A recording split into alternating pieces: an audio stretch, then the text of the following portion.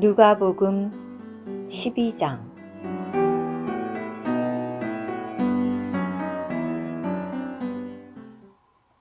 그동안에 수많은 무리가 모여들어 서로 밟힐 지경이 되었다. 예수님께서 먼저 제자들에게 말씀하시기 시작하셨다. 여러분은 바리새인들의 누룩, 곧 위선을 경계하십시오. 그러나 가려진 것이 드러나지 않을 것이 없고 숨겨진 것이 알려지지 않을 것이 없습니다. 그러므로 여러분이 어두운 데서 말한 모든 것이 밝은 데서 들릴 것이고 골방에서 귀에 대고 말한 것이 지붕 위에서 선포될 것입니다. 내가 나의 친구들인 여러분에게 말합니다. 몸은 죽여도 그 후에는 더 이상 아무것도 할 수 없는 사람들을 두려워하지 마십시오. 그러나 여러분이 누구를 두려워해야 할지를 내가 알려주겠습니다.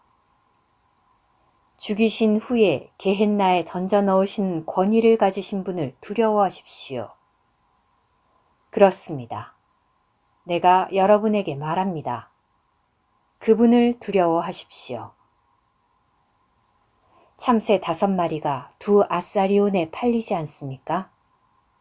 그러나 하나님 앞에서는 그중 1마리도 잊히지 않습니다.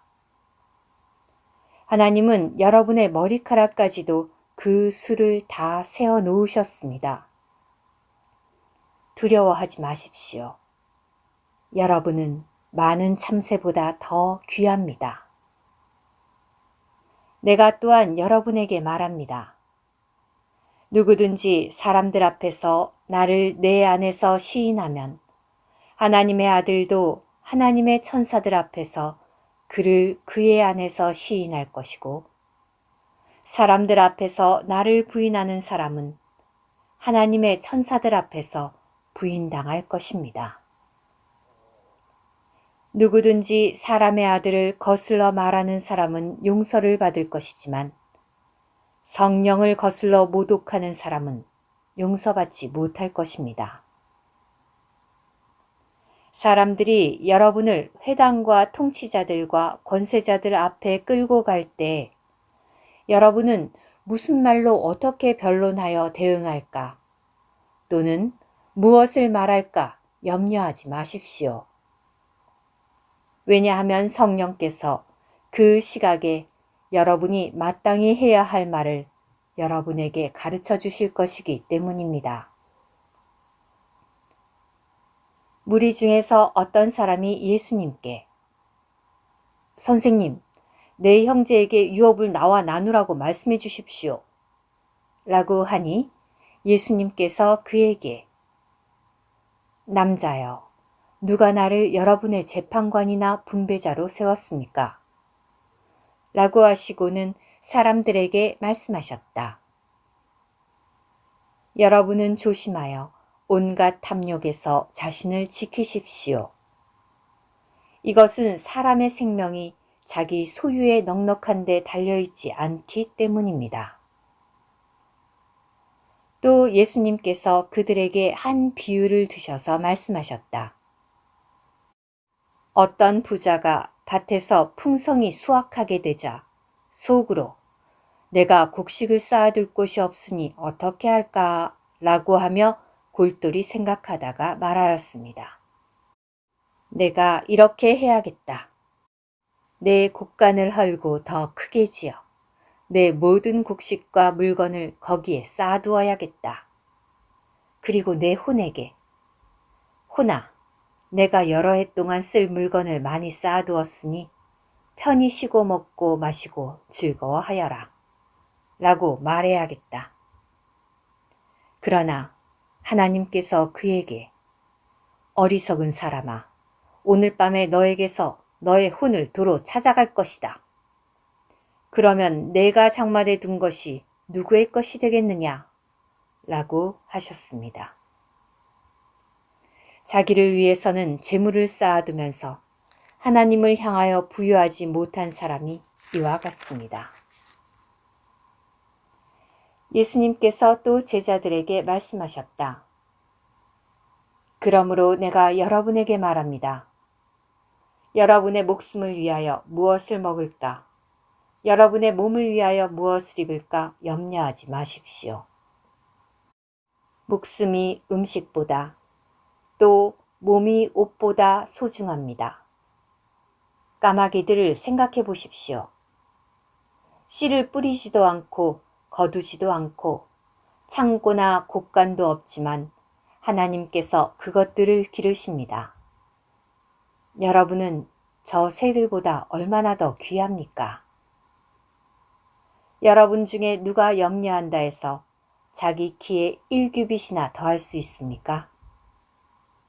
여러분이 가장 작은 일도 할 수 없으면서 왜 다른 일들을 염려하십니까? 백합이 어떻게 자라는지 생각해 보십시오. 수고도 하지 않고 물레질도 하지 않습니다. 그러나 내가 여러분에게 말합니다. 온갖 영화를 누린 솔로몬도 이것들 중 하나만큼 입지 못하였습니다.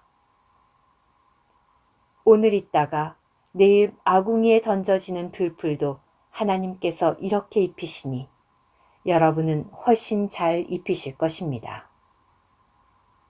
믿음이 작은 사람들이여. 그러니 여러분은 무엇을 먹고 무엇을 마실까 구하지도 말고 염려하지도 마십시오. 이 모든 것은 세상 이방인들이 간절히 구하는 것입니다. 여러분의 아버지께서 이런 것들이 여러분에게 필요한 줄을 아십니다. 다만 여러분은 그분의 왕국을 추구하십시오. 그러면 이런 것들을 여러분에게 더하실 것입니다. 적은 양떼여, 두려워하지 마십시오. 왜냐하면 여러분의 아버지께서 왕국을 여러분에게 주시기를 기뻐하셨기 때문입니다. 여러분의 소유를 팔아 구제하여 여러분 자신을 위하여 낡아지지 않을 돈주머니, 곧 하늘에 있는 없어지지 않을 보물을 마련하십시오.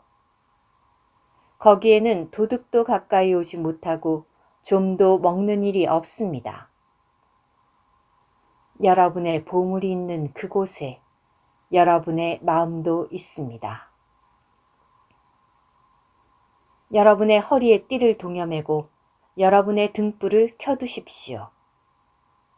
여러분은 마치 주인이 결혼잔치에서 돌아와 문을 두드리면 즉시 열어주려고 기다리고 있는 사람들과 같아야 합니다. 주인이 와서 노예들이 깨어있는 것을 본다면 그 노예들은 복이 있습니다. 내가 진실로 여러분에게 말합니다.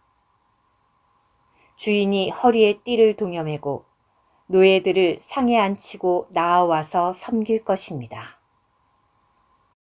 주인이 한밤중이나 닭 우는 때에 오더라도 노예들이 그렇게 하고 있는 것을 보게 된다면 그들은 복이 있습니다.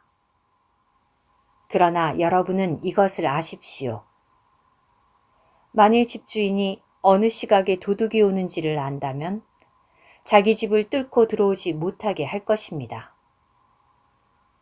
그러므로 여러분도 예비하고 있도록 하십시오. 왜냐하면 여러분이 생각하지도 않은 시각에 사람의 아들이 올 것이기 때문입니다.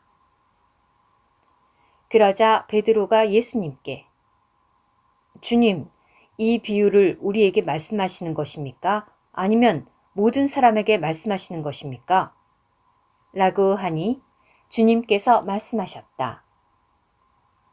신실하고 현명한 청지기가 되어 주인이 맡긴 이들에게 제때에 일정한 양식을 나눠줄 사람이 누구입니까? 주인이 와서 노예가 그렇게 하고 있는 것을 본다면 그 노예는 복이 있습니다. 내가 진실로 여러분에게 말합니다. 주인이 자기의 모든 소유를 그에게 맡길 것입니다. 그러나 그 노예가 마음속으로 나의 주인이 더디 오실 것이다 라고 하며 남종들과 여종들을 때리기 시작하고 또 먹고 마시며 술에 취한다면 예기치 않은 날 알아채지 못하는 그 시각에 그 노예의 주인이 와서 그를 엄하게 처벌하고 믿지 않는 이들이 받을 벌을 내릴 것입니다. 주인의 뜻을 알고도 예비하지 않았거나 그 뜻대로 행하지 않은 노예는 매를 많이 맞을 것입니다. 그러나 알지 못하고 매 맞을 일을 한 노예는 매를 적게 맞을 것입니다. 많이 준 사람에게는 많이 요구할 것이고 많이 맡긴 사람에게는 더 많이 요구할 것입니다. 나는 이 땅에 불을 던지러 왔습니다. 이 불이 이미 붙었다면 내가 얼마나 좋겠습니까? 그러나 나에게는 받아야 할 침례가 있는데 그것이 성취되기까지 내가 얼마나 답답하겠습니까? 여러분은 내가 이 땅에 화평을 주러 왔다고 생각하십니까? 아닙니다. 내가 여러분에게 말합니다. 도리어 분쟁을 일으키러 왔습니다. 이제부터 한 집에 있는 5 식구가 분쟁할 것인데 셋이 둘과 맞서고 둘이 셋과 맞설 것입니다. 아버지가 아들과 맞서고 아들이 아버지와 맞서며 어머니가 딸과 맞서고 딸이 어머니와 맞서며 시어머니가 며느리와 맞서고 며느리가 시어머니와 맞서서 분쟁할 것입니다. 예수님께서 또 무리에게 말씀하셨다.